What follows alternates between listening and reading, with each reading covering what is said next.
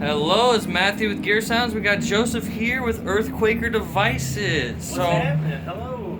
I hope your Namm's going well, man. It is. It's so far so good. We got some new products we're stoked about, and it seems like everybody else is too. So it's been a lot of friendly and familiar faces with lots of smiles on the faces. So we're enjoying ourselves. You've got your third edition of the Life pedal here. Well, actually, it's only the second edition. Is it really? Yeah, so we put out a limited run of 1,500, and that was with the band SUNN. And it was in a sloped enclosure, so it had a different format as far as the visualization of it. And those sold immediately, like in minutes after we released them. So we decided that oh, okay, that went quick. So let's make a kind of a more usable pedal format that we're used to actually constructing. So we used a similar shape to our Rainbow Machine, or possibly we have other pedals that are in that size as well. We used to sell a pedal called the Spires. It's just been recently discontinued. But we find that this is a great size for a dual format pedal. And the only thing that's really different about this particular model over the one that we released with SUNN through Reverb is that this one's limited to 2,500. And it also has the ability to control the octave up effect. You can blend it in via the expression pedal. So before before it was just selectable, but now we're giving you the opportunity to also be able to blend it in with your foot. So that's really the bell and whistle of that one. It's a Distortion LM308 bass circuit, and then we also have... Which is a rat, Which is responsible for the classic rat tone, yep. So we're taking that kind of distortion, I'd say gain level and also range and sonics, and then we're pairing it with one octave up that you can blend in via the expression or via a knob if you don't own an expression pedal. And then you can also cue in a flat clean boost at the end to boost the entire pedal signal. And that's the other button here. That's the magnitude. The magnitude is the clean boost. Okay. Yep. So if we want to go over the feature setting, just kind of briefly explain that amplitude is literally just the volume. Okay. Right? So how much signal amplitude you have. And then the distortion is, well, you guessed it, distortion. Yep. And then the filter itself is really better known as a tone control or an EQ control. Bass your sounds to the right, more treble or a little bit more bite to the left. And then we move into the clipping diode section. This is so you can actually take your LM308 distortion and get a lot of different timbres, including different sounds as far as like linearity, if you want more guitar signal, less crunch. So you're not just defined by the distortion knob, you can actually use different clipping options to get different timbres. Very nice. Next to it, we have the octave. So when I have the expression pedal plugged in here over to this side, this defeats that knob. So this knob is not registering right at this juncture, but underneath, we have a Dunlop volume pedal or expression pedal, and we're using that to control the octave. So let's just give it a listen and see what we got here. I'm playing guitar with humbuckers. Oh, no, I'm not. Yeah, I am playing guitar with humbuckers. So here's just the basic distortion.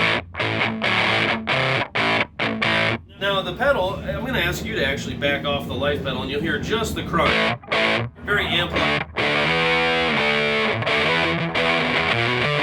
There's the octave. Sounds really crunchy. And then as you go up with the octave, go to my neck pickup as it's more pronounced. I'm also going to roll the tone knob down on the guitar, and that'll really help the octave jump out.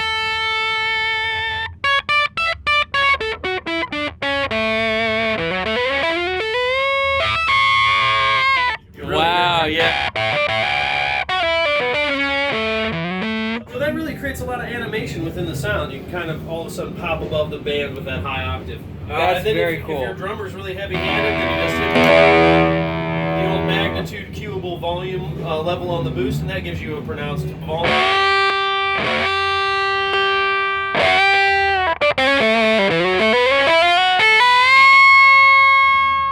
Just a great sound in overdrive. I guess it's more on the distortion side. The clipping options also, like I said, present different distortion levels. So if let's go through those real quick. Yeah, go for it. We're going to take the octave out just so you can hear just the driver. Good.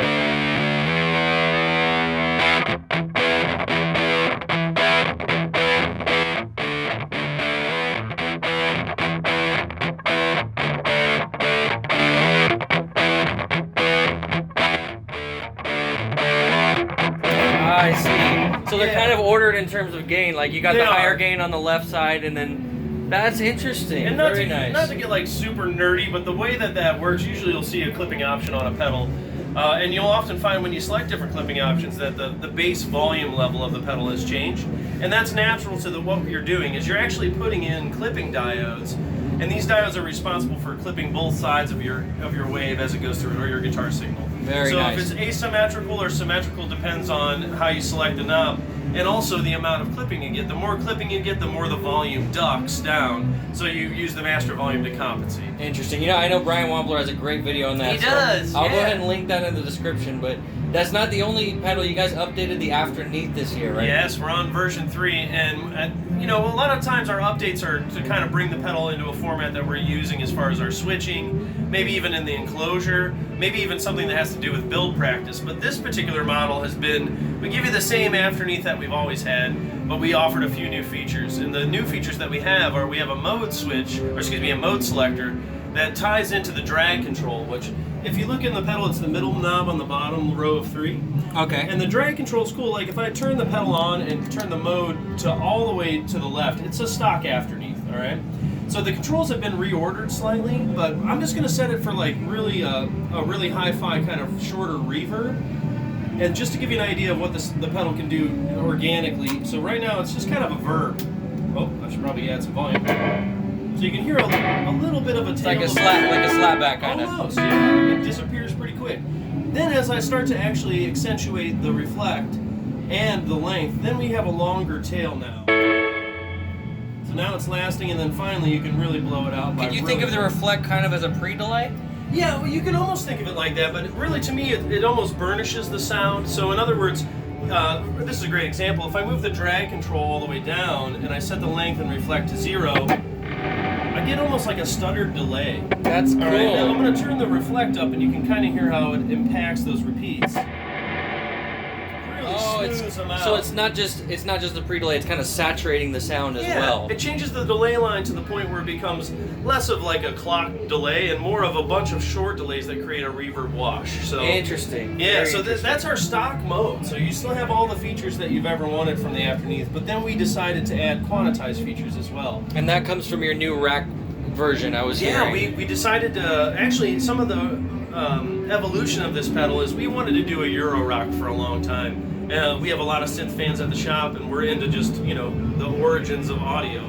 So when you're getting into synthesizers, which I am for the first time, I'm mainly a guitar player. Yeah. And I like my old school, you know, tube amps and my guitar pedals. Same with me. I'm getting into the building blocks of more modular synth and just music synthesis in general. So we took that pedal, we thought it was a great spacious delay, and we decided to put it in a Euro-rack format for all the people that are working on, you know, building oscillators, building LFOs, mixing and matching, creating textures and sonics, and maybe running it through a sequencer. Now we have a great spatial emulator that can give you a wash or a sound of a delay or a room, whatever you'd like.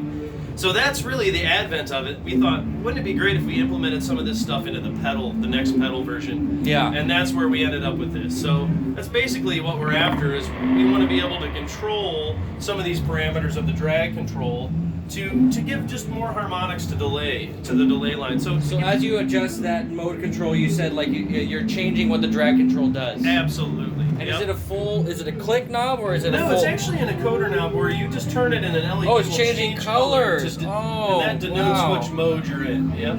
So how many modes do you have here? We actually have 8 new ones, and so 9 total with the stock standard Afterneath mode.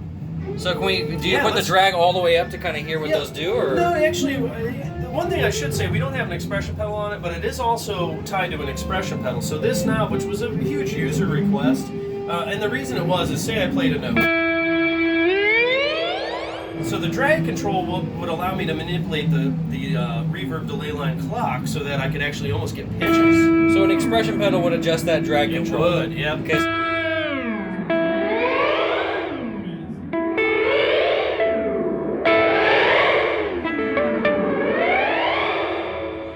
So if you have an expression pedal, that really adds to it. Foot operated, it really comes to life. So and then the other modes that we gave you, as soon as you switch to mode 2, this is a cool one.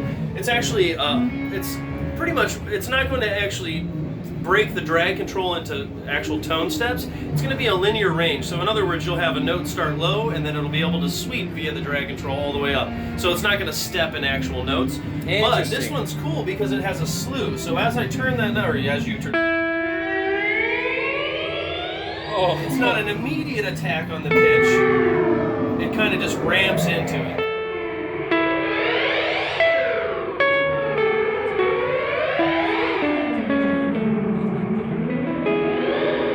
Well, let's go to mode 3 here. Yeah, go for it.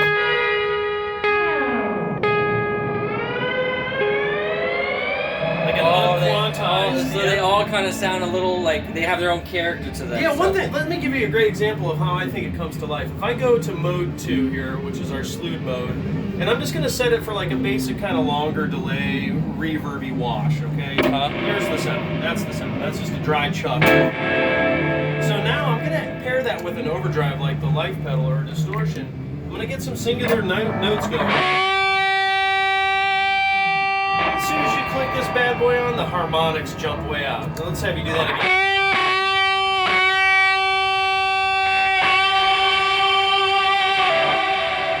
Interesting. I've always loved heavier, distortion and fuzz with reverbs. Yeah. Somebody at the show, somebody at Seymour Duncan was like, a fuzz and a reverb, huh? And it sounds cool. I love it, man. It does. And what it does for me is it makes you slow down as a player too. So instead of like can't tell what's going on, it makes you kind of hold a note and listen.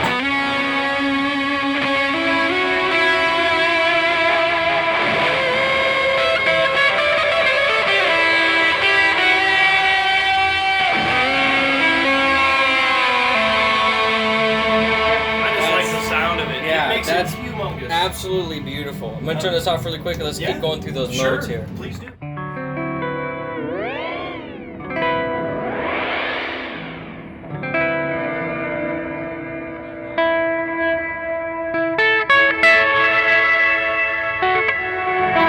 really adds a lot of different character to that pedal. Harmonics jump out.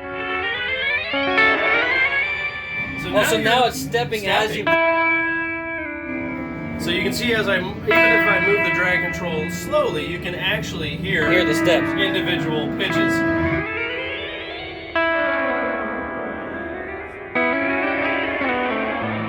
So the synthesizer side is really kind of coming out in these pedals now. Yeah, we're giving you everything that we've been known for the effect. It's one of our best-selling effects, but it's just a nod to like kind of where we want to go with it, I'm happy to see that, man. I am too. It breathes some, some new wind into the sails of sound for us. We get used to our pedals, and we maybe even partially sometimes take them for granted when you've been using the pedal for a long time. So it's really cool to revisit them, try to see what are people telling us they want on this pedal, and then try to implement some of that. And that was one of the things they wanted, was the drag control to be operated by CV or an expression pedal. Interesting. So I can see a lot of people are going to be updating for these extra modes. Let's go ahead and hear the rest of them here. Sure.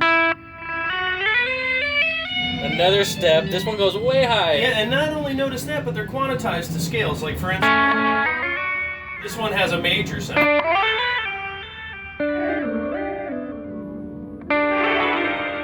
So as you scroll through the notes, it actually presents a major a mode actually of the major scale.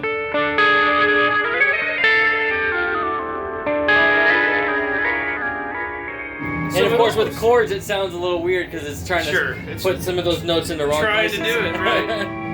And then as you go through them, they just present different things. We have a minor.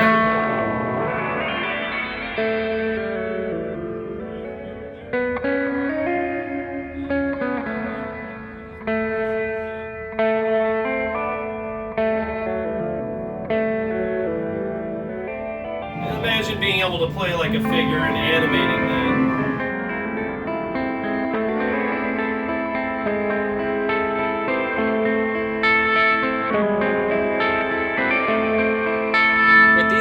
I always love playing a chord and then stepping it one step and playing another chord and seeing kind of the possibilities.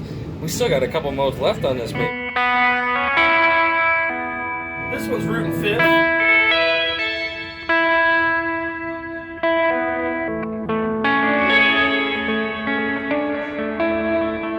And all of it, it's always affecting the delay line, so you get all these different sounds just by whatever mode you're in and how you set the control.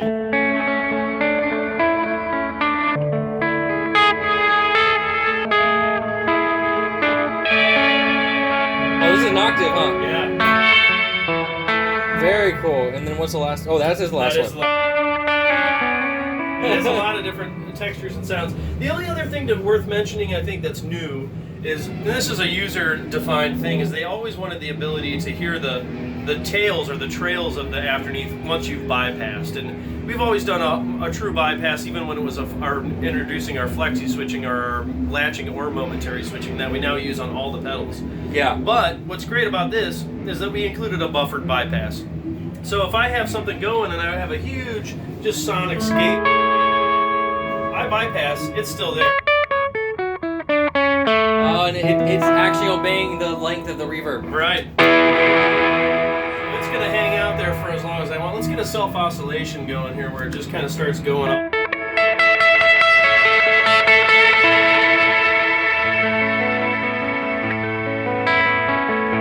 That's very So that's really cool because you can transition from one effect to the next and it helps blend sections together. It's just more musical overall. So the question of the day is prices and release dates on both these. Well, I know that the Afterneath we're going to be shooting for April, mid-April. For the SUNN pedal, they are already kind of sold out. What? So, yeah, already? We released them. We had 2,500, and as soon as they went up, they all were claimed. If it hasn't been claimed, that means that your dealer local to you has one for sale. So the dealers already have purchased them, and they're just waiting to disseminate them to the public. So there's still some out there, but you just got to find somebody that's actually going to be able to sell you one. If you look in the comments, people are like, I think the owner is selling these on the used market on purpose. No, we would never do that. I know. I know you wouldn't do that, but people are getting upset with the limited release for sure. Limited releases do kind of put a pinch on everybody because, first of all, it creates a frenzy right off the rip, before even the reviews might even come in. I mean, we stand behind our product. We know that we make something that everybody, we hope that everybody's going to like, because we're all players, we're all musicians, we're all pedal nerds. So we feel like if we feel solid about something, then we're going to put it out, it's going to sell. We're not always anticipating everything clearing the shelves immediately. Since we did a limited run with the band SUNN, which was our first artist venture, we decided, man, we'd like more of these in the world. We would just like to make them in more of a format that's easier for us to build in-house. It suits the others. I mean, we make these things by hand, so... If they're already sold out, I'm gonna have to wait until the next run. I know you guys are gonna do another run. I can't ask if you guys are gonna do that for sure. It actually has been... literally has been talked about, they're not gonna do another run. But... who knows down the road? I just know that we're going to take a break from it. Jamie Stillman, my boss, the designer, the owner of the company, he is prolific when it comes to making fuzzes and overdrives and distortions. So it's not uncommon for him to want to do a limited run and then replace it with another product that he's stoked about it, that he just made. Which makes total sense to me as a as a person who likes to tinker as well. It's like, cool, you made something that sounds great. You don't want to make it forever. You want to also be able to extend your abilities and find out other things that sound great. So I can't comment on the fact that it's never going to come out, but I know there's nothing slated for the additional release of the Life pedal currently. And what are the prices on these guys? I'm not in sales, so I'm not totally honestly sure. I'll have the prices on the screen right now. I'm pretty sure that it's Afterneath is $199 mid-April.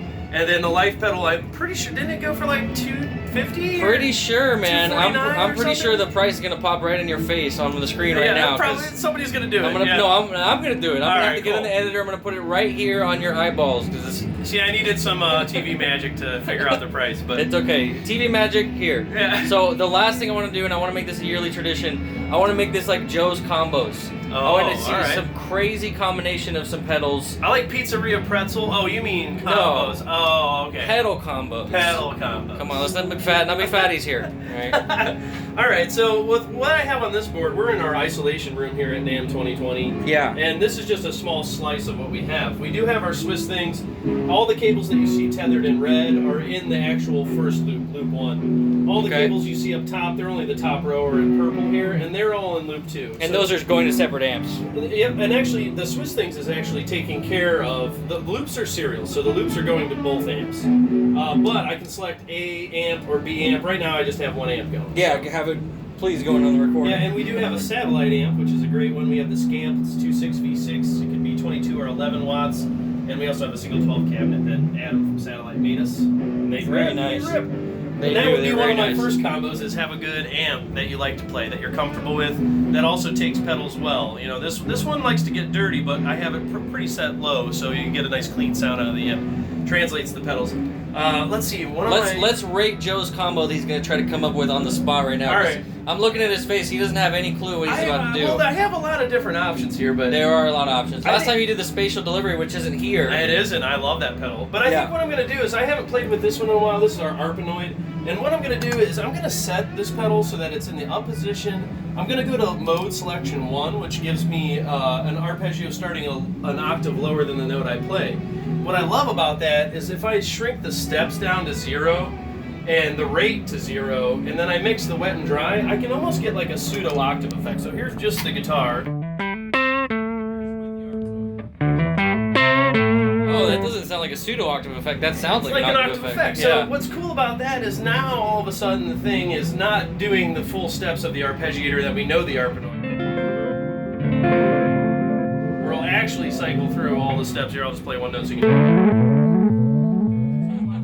shrink the steps down, and all you just get one singular octave note. I see what you did there. So I'm going to take that. I'm going to pair it with. Actually, I'm just going to go right to this Rainbow Machine because Jamie Stillman made the Rainbow Machine. It's like one of the most classic effects in my mind. I'm going to activate the pedal. I'm not going to use Magic yet, but I'm going to set the pitch to a median sound so that I can get almost like a chorus. Bring up some of the harmonies here.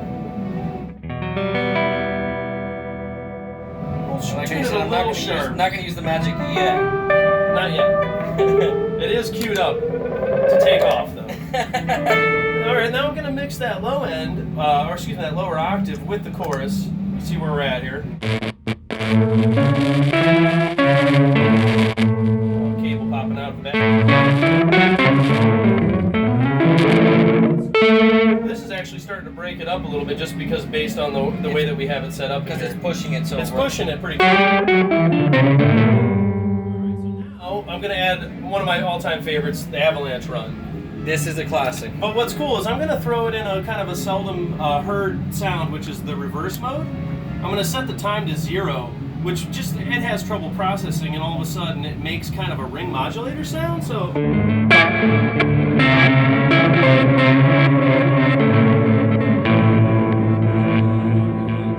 just going to throw an arrows in front of it to kick it in the pants a little bit, just to give it a little bit of bigger sound, and then I'm just going to play some single notes.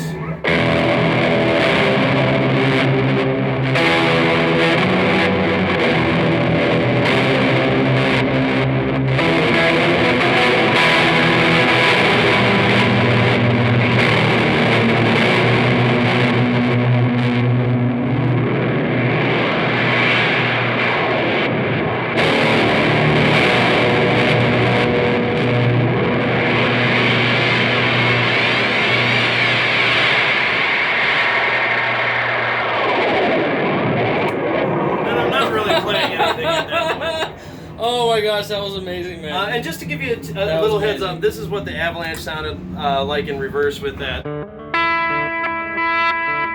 little bit bigger mix going on there. You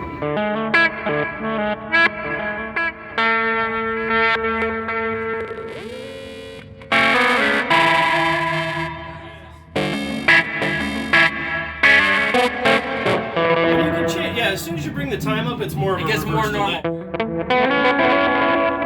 A reverse delay, but if you like 0, that's a wacky. I love how he kept that in there. Like he could have made the beginning of it not that, but he chose to make it that. Gotta do it. So, and then of course you have a beautiful standard delay sound if you just kind of set everything in the middle there. Yeah, I prefer the mix to be a little bit below 12 o'clock just for blend.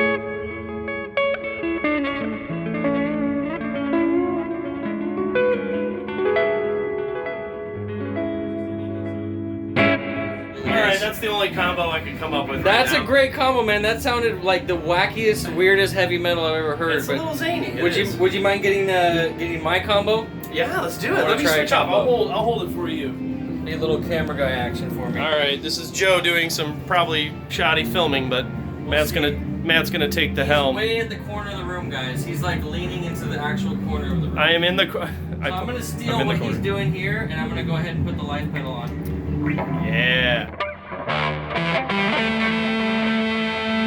More of the delay in there.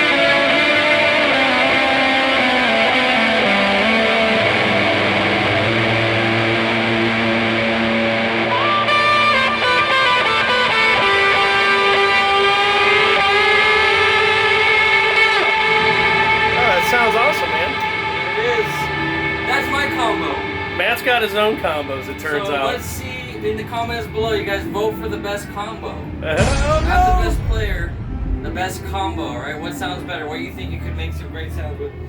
Joe? I have a feeling I'm going down. No. You got some weird fans, I'm sure. I'm sure you got some weird fans, but it's been a pleasure. Oh, man. Hope you have a great rest of your pleasure. show. I gotta Yeah. get the handshake on camera so people know we're We're actually friendly. buddies. Yeah.